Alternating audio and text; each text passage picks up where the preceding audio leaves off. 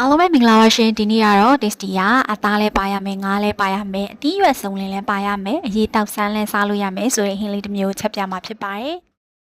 အရင်ဦးဆုံးငါးကောင်ကိုစားချုံမုံဆွေးနွေးမုံနဲ့အရသာနေထားပါမယ်ကြက်တဲမြစ်လေးကိုလည်းထိုနည်း၎င်းပဲနေထားပါမယ်ငုံပြုတ်ပြီးဆဲထားမယ်အသေးမြစ်တွေကိုလည်းပြုတ်ပြီးဆဲထားလိုက်ပါမယ်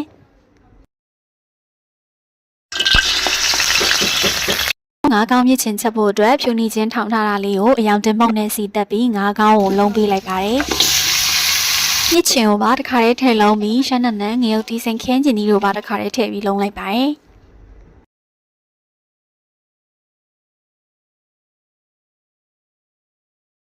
ဗမြာရီလေးအနေငယ်ပေါက်ပြီးငါးကောင်းကိုလုံးပေးသွားရင်းနဲ့ငါးကောင်းနှူးအောင်ရေထည့်ပြီးတည်ထားပေးလိုက်ပါတယ်။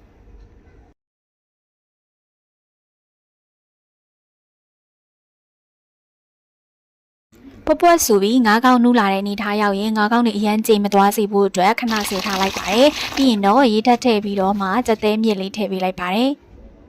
အရေအိုးတည်ထားတော့မှကြက်တလုံးလုံးမို့ရအတွက်ကြက်သားတောက်ဆင်ထားတဲ့တွေကိုပြောင်းကုန်မုံစားကြက်သားမုံတို့နဲ့အရသာနေပြီးအလုံးလေးတွေလုံးလိုက်ပါတယ်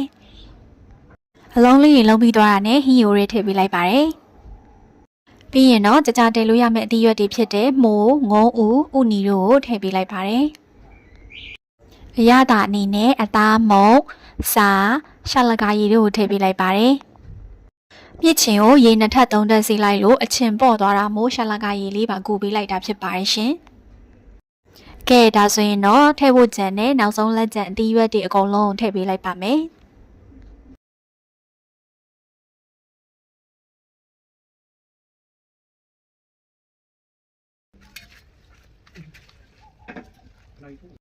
ပွက်ဆူပြီးအသီးရွက်တွေနှုတ်ကန်ဒီမှာဆဲထားတဲ့ငါးကောင်းအောင်ပြန်ထည့်ပြီးပွက်ဆူအောင်ထပ်ပြီးတည်ထားပေးလိုက်ပါတယ်